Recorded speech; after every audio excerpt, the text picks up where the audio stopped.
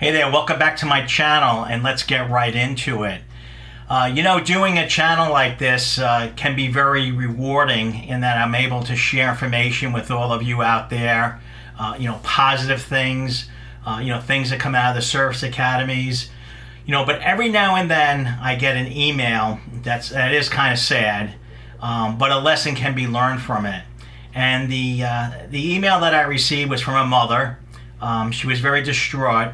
It appears that her daughter was at the Naval Academy Prep School, NAPS, with the intention on going on to the Coast Guard Academy.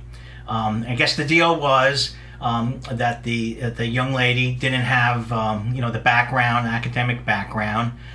She obviously was a athlete, a very good athlete. So the decision was made to offer her a spot at the prep school, which she took. And then she went to the prep school, and the contract was that if she did well in the prep school, she would move on to an appointment to the Coast Guard Academy. She had a contract of a minimum grade point average of 2.5. Unfortunately, she did not get a 2.5 GPA. She got a 2.4 GPA. And hence she did not get offered the appointment to the Coast Guard Academy.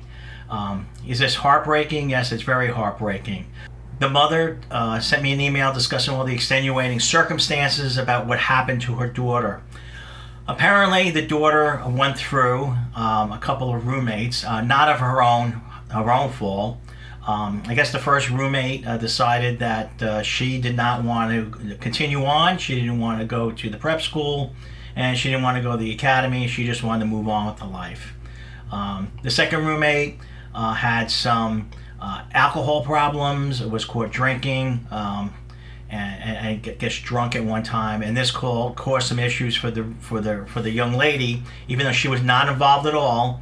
But it happened in her room, and I guess the booze was in her room, and just one thing led to another, and so that caused some trouble for the young lady. Not that she was in trouble, but just a distraction from studying. And I guess that the last roommate, really was not the nicest person or the friendliest person, and so the roommate had some issues there. The young lady had some issues there. So with that, the young lady didn't do well in school. She didn't get the required 2.5. She got a 2.4, and she was told, yes, you will graduate from the Naval Academy Prep School. Yes, you will get your certificate. I guess they give them a certificate.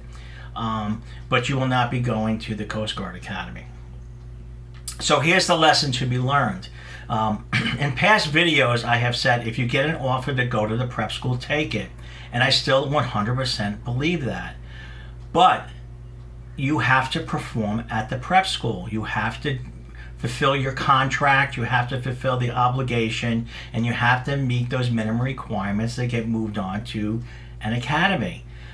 The reason for the prep school is to prepare you for the academy, is to beef you up in classes and academic subjects which you were weak in, that if you went straight to the academy you would fail out. It's just very simple as that. It really is nothing more than that.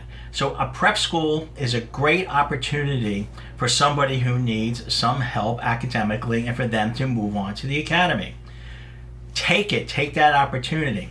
But if you do go to the prep school, and I'm sure that some of you out there watching this right now will be going to the prep school, realize that this is not a time to have a good time. This is a time to buckle down and to study and to do the best that you can and to move on to whatever the academy that sent you there, from the Coast Guard Academy to the Air Force Academy and everybody in between.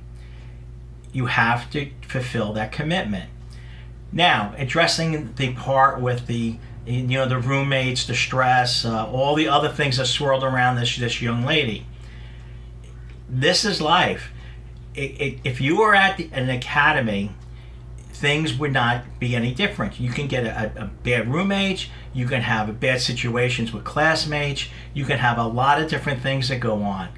Just because you're at an academy doesn't mean everybody has a halo on their head. You might get stuck with a roommate who is a problem.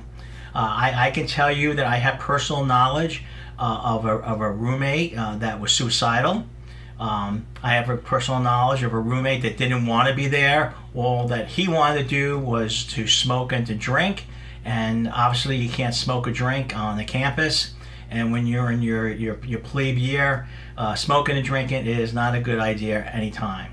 So people get stuck with this stuff and they have to move through it. It's no different when you go into the active duty military. You have what you have and you have to work through adversity. So do I feel bad for this young lady? Yes, I feel very bad for this young lady. Do I feel bad for her mother? Yes, I feel extremely bad for her mother because I know how parents can be. All their hopes and dreams are on their children, and all she wanted was the best for this young lady. Is it the right decision for the Coast Guard Academy not to offer her an appointment because she did not do well in grades? And the answer is yes. Because if she can't do well at the prep school, even with all the nonsense going around her, she would not be successful at the Coast Guard Academy. And I sincerely believe that, and I have seen that. So the mother was concerned about this young lady's future, and what I can gather is she did want to have some kind of career at sea, some kind of Coast Guard career, naval career, maritime career. What I suggested is that this young lady look at some of the state maritime colleges. There's colleges, there's the California Maritime, there's Texas Maritime, there's New York Maritime, there's Massachusetts Maritime, and there's Maine Maritime, and Great Lakes. There's 6 maritime colleges across the United States that where she might be able to find a slot, and she might be able to find her way back into the Coast Guard or back into the Navy or into the civilian merchant marine industry and have that career at sea. Now, do I know all the particulars about, since she accepted a slot at the prep school, does that preclude her from going active duty in the Navy or the Coast Guard later? No, I don't know. And I'm not going to take the time to research it. I'll leave that up to her. But there is an out for this young lady to do something that she wants to do. There is a place for her if she wants to be in a regimental system. These maritime schools are regimented schools.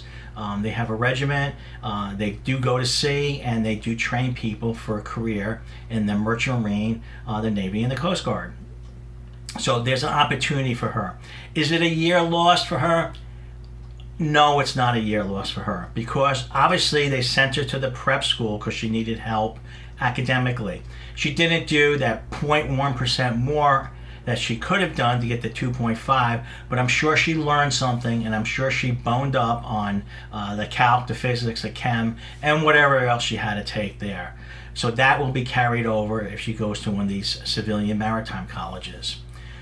So go to the prep school, do your best, because you have to do your best or you can't move on. So anybody have any questions about anything? Send me an email down below or post in the comments. And I'd like to know from you out there, some of you probably have gone to the prep school, and probably some of you probably have some stories to tell or some comments about the prep school. So please leave your comments below. Once again, thank you very much. Thank you very much for watching, and I hope you get what you want. Bye now.